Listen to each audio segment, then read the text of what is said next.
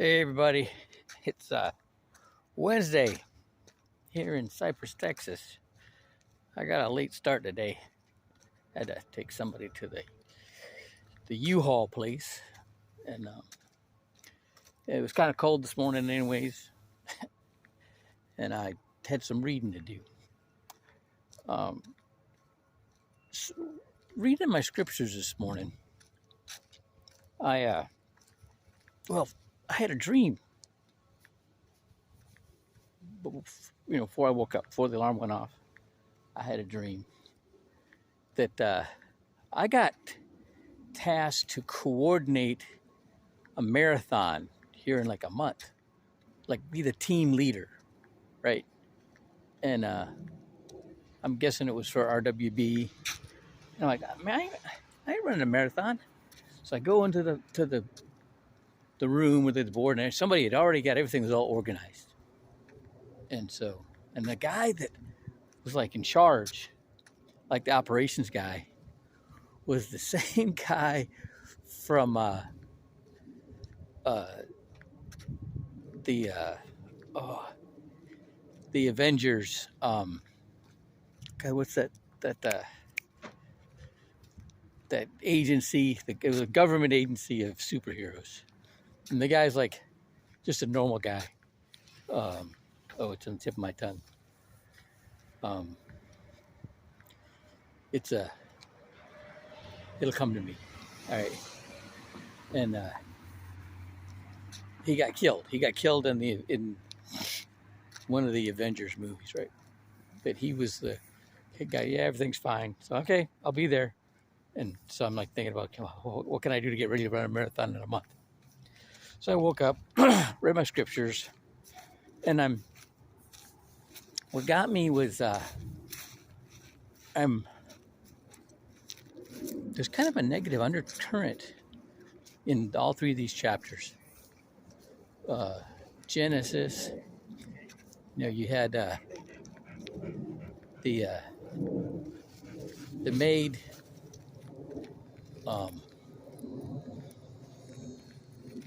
one of the maids dies, who's mother of some of Jacob's children, and then Rebecca died, giving birth to Benjamin, and then Isaac dies, right? And then in Proverbs, I mean, this is, there's a bunch of people coming after David, and he's, putting curses on him and wishing him bad things to happen to them. And then I get into Matthew. This is where, Christ is in the desert. He's having this banter with the devil, and I'm reading these so much different. So because I know things, right? I know this Hebrew meaning. So when he says that man does not live on bread alone, but every word that comes out of the mouth of God. So when he says bread, he's talking about the literal word, right? Without the Hebrew interpretation. Okay? And every word that comes out of the mouth of God, that's the Hebrew meaning, right? That's what he's talking about. And it,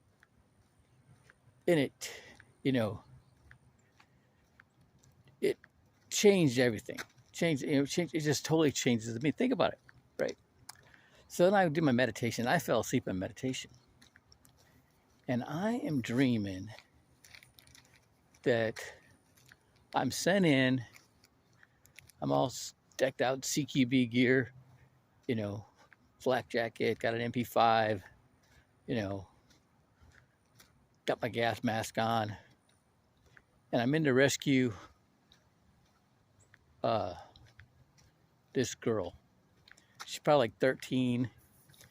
She's got freckles, like close together freckles, all over her, right? And she's locked up in a shed, and she is scared to death. And she's like really tentative, scared of me. I'm trying to be like, okay, trying to be friendly to her without in any way coming across, sexual at all, right? And she finally gets comfortable and scoots over next to me, and I wrap her up in the blanket and carry her out of the shed. That was my dreams this morning.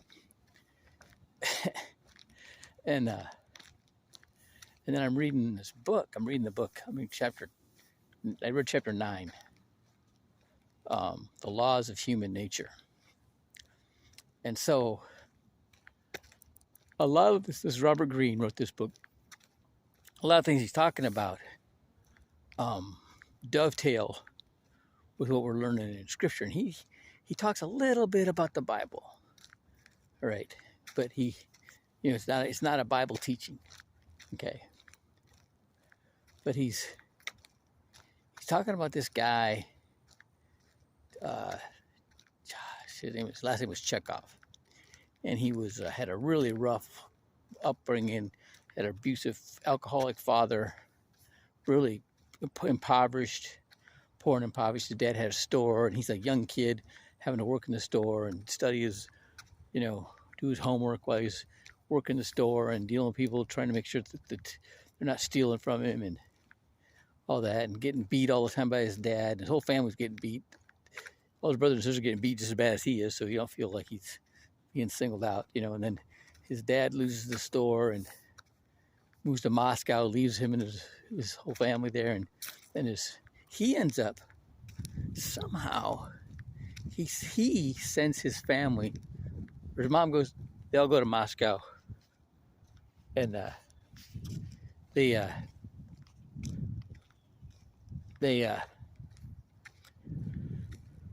and then he joins them in Moscow, and he ends up getting a job in the literary world.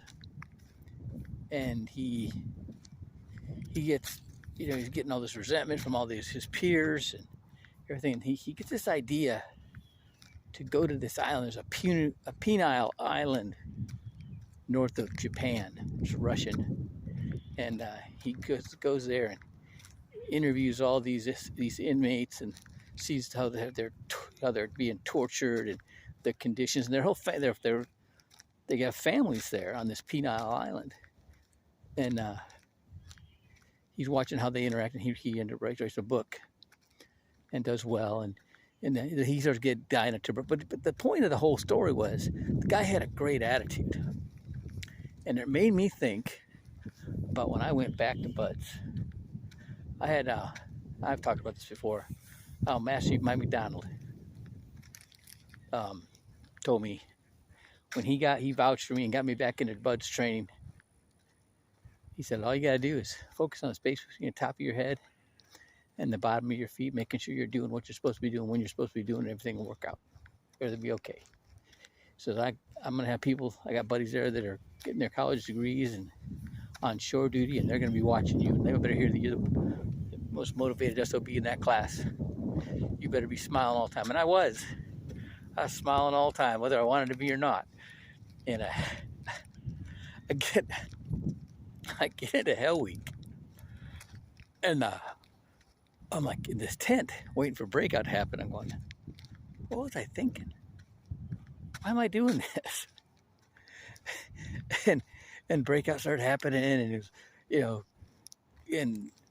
there's the instructors are cammied up, and they got their M60s and shooting off blanks and throwing concussion grenades and smoke grenades, and you can't see nothing, and it's loud, and they're running in, and the officers' brains lock up. They're in beta brainwave. They're all locked up in stress, and they kept screwing up the musters, and we had to go back, and somebody got caught sleeping in the barracks, and they were trying to get him to quit, and he wouldn't quit, and actually kind of admired him because he stuck to his guns. He wasn't letting him. He was not budging. right? And I'd seen that happen before. Same thing happened in my first Buds class, right? It's like they got a script or something. And then we get in the water to do surf torture, and we put our Kapok life jackets in. We get out to the beach, lock arms, walk in the water up to our waist, turn around, sit down. And the first thing in my mind is like, oh, this isn't that bad. As soon as I thought that, the guy next to me is going, Red, man, let me go, man. I'm going to quit. I'm going to ring the bell. I'm like, you're kidding me, right? We just got started. Because I know, man, I ain't like you. I can't take this. I'm like, dude, the water isn't even cold.